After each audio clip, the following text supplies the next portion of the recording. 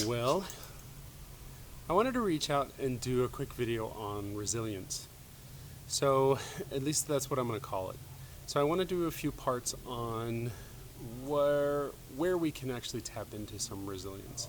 You've heard me talk about the power of memory. Well, I want to talk about the power of you. You can see my dog in the background back there. I love this dog. He is about the sweetest animal that I've ever owned. And I happen to love dogs. And part of my self-care is being around that dog. So being true to me and what I love actually is beneficial. And that's the kind of thing that I want to talk about. When you are most honest with yourself and the things that you love and the things that you want and the things that you enjoy, and you're actively participating in those things, you will find more pleasure in your day, you will find less stress, and you will be able to be more present in the responsibilities that you have and the things that you have going on, which I think is what most of us are actually reaching for right now. So I want to talk to you about the power of you and the things that you are. And so today what I'm going to talk about is a principle that's been discovered in positive psychology. Positive psychology is just what it sounds like.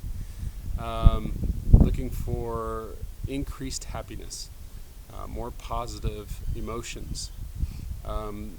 You hear me harp a lot about increasing your activities of pleasure and making sure that you're attentive to things that you enjoy,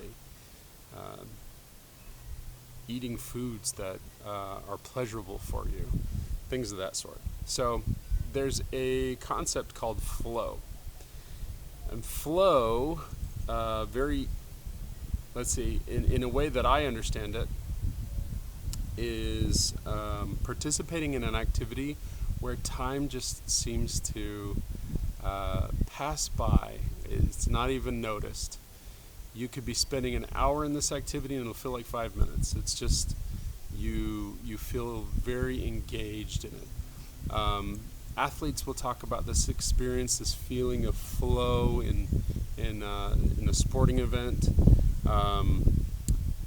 My mother, well, maybe not my mom, but I've heard,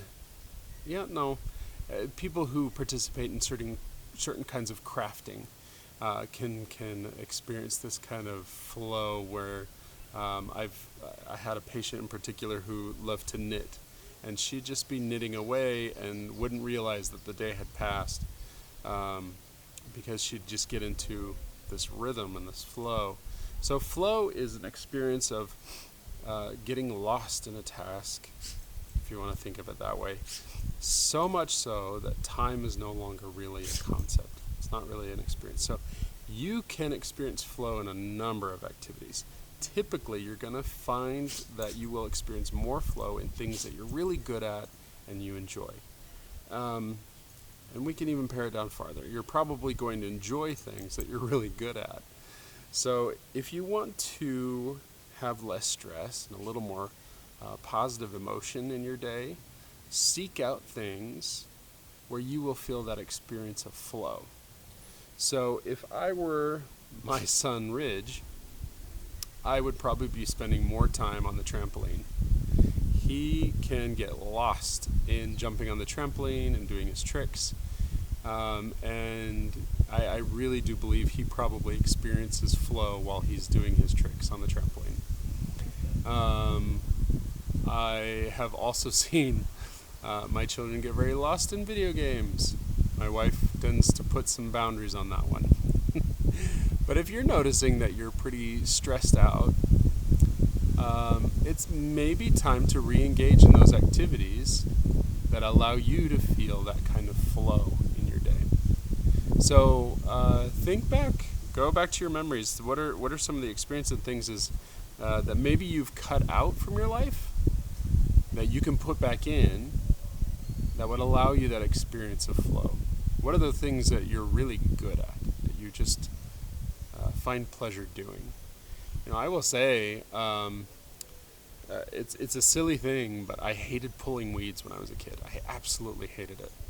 My dad was a stickler on it though, and would definitely make me get out every week, and I would have to go pull weeds in the front yard. And after a while, I became fairly proud of myself in identifying what kinds of weeds and how to grab them to be able to extract them with the root intact. It became kind of a chore that I became very skillful at. And now, sometimes as an adult, I will find myself, and you can see the weeds in the back here, but I will find myself in certain areas of the garden just pulling weeds, just going, and it's not something I have to think about at all. I can just go in, pull them out.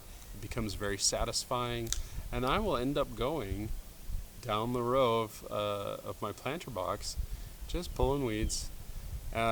Get very lost in this activity. It's almost monotonous. Don't have to think about it. I can do it like rote work almost. Boom, boom, boom. And it's extremely satisfying for me.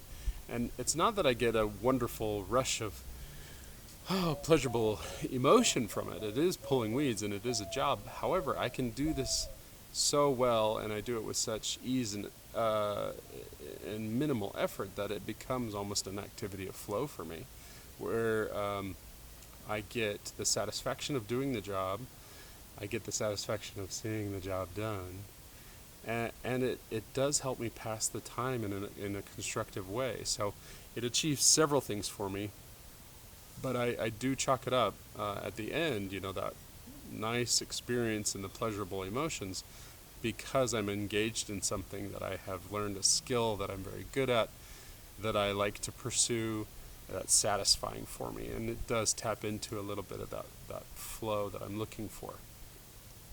I wouldn't advocate for pulling weeds unless that's something that you do. That for me is a satisfying activity. It provides for me the kind of satisfaction that I'm looking for, and it helps me engage in that flow.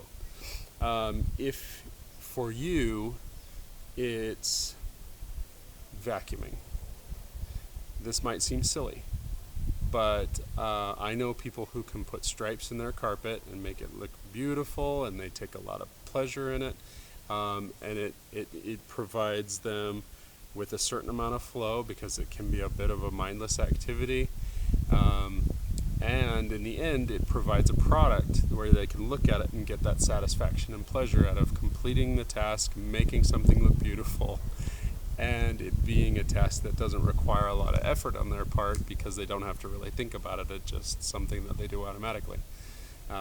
That kind of achieves that sense of satisfaction and a little bit of that flow that we're talking about. So think about it. What's something that you do almost without thinking, is something that's easy for you to do, that would allow you to have that experience of flow, that would allow you to also see some satisfaction in your day?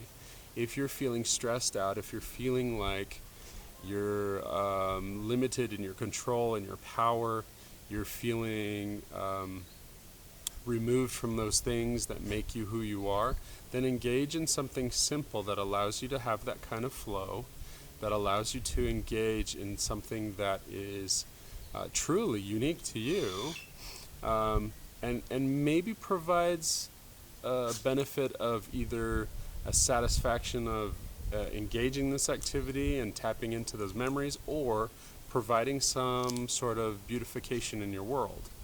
You will reap the benefits, you will feel some satisfaction in the activity, you will also feel less stress, and increase a little bit of those pleasurable emotions as well. We all need to focus more on increasing the pleasure and stop worrying about decreasing the stress. It's a lot easier to add more light to your life than to take away the darkness. All right, so engage in some flow and have a great day.